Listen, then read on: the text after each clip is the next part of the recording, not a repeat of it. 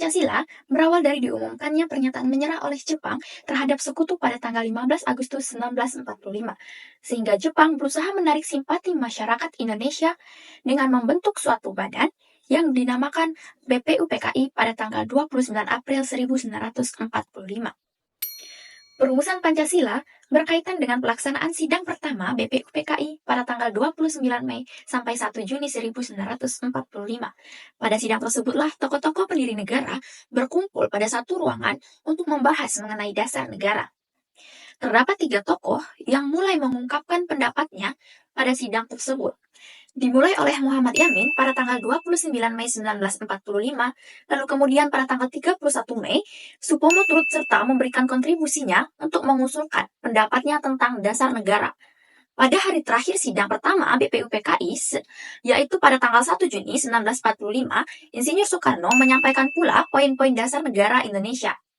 Masing-masing dari ketiga tokoh ini menyampaikan usulan dasar negara mencakup atas 5 asas, sehingga terbentuklah nama Pancasila yang diartikan sebagai Panca artinya 5 dan Sila artinya asas atau dasar.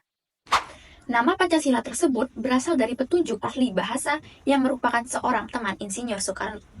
Tak berhenti di situ, perumusan lebih rinci mengenai Pancasila dilanjutkan dengan dibentuknya Panitia 9 oleh BPUPKI, di mana hasil pembahasan Panitia 9 ini tertuang dalam Piagam Jakarta pada tanggal 22 Juni 1945. Namun ternyata terjadi perdebatan mengenai poin pertama Pancasila yang dianggap kurang sesuai.